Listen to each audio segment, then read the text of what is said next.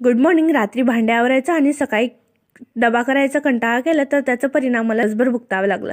तर सकाळी उठून थोड्या वेळ उन्हात बसलं आणि घरी येऊन चिनूला झोपत होते, तर त्याला काही झोपायचं नव्हतं, असं भाज्यांसोबत खेळत बसायचं होतं. नंतर मग मी माझे भांडे आवरत होते, तर भांडे आवरत तोपर्यंत तो किचनमध्येच होता माझ्या बाजूला. नंतर त्याला थोडा वेळ झोपवलं आणि मी स्वयंपाकाचं बघत होती, तर लगेच सरकत किचनमध्ये पर्यंत आला आणि स्वयंपाक होतोपर्यंत किचनमध्येच होता. हे आल्यावर जेवण करायला बसलो आणि चिनूला पण गरगट्टा भात भरवलं आणि ह्यांनी हे मोठी चिनूसाठी बनवून आणलं होतं कामामधूनच. मग एकदम छान क्यूट वाटत होतं. नंतर हे सगळे कामे व्हायला मला वाजले 5. थोडा वेळ बाहेर फिरून आले आणि घरी येऊन चिनूसाठी रव्याचं खीर बनवलं आणि त्याचं जे मोठी होतं ते छान सरसरीच्या तेलामध्ये भिजत घालायला ठेवलं आणि चिनूला खाताना असं मस्ती करत करत खायचं होतं. दुपारी हे माझे पार्सल रिसीव झालं ते ट्राय करून बघितलं आणि हे गाडी मुंबईवरून आज रिसीव झालं ते ह्यांनी घेऊन आलं आणि रात्री किचन वगैरे क्लीन करून असं संपलं आजचा दिवस. भेटूया परत. बाय.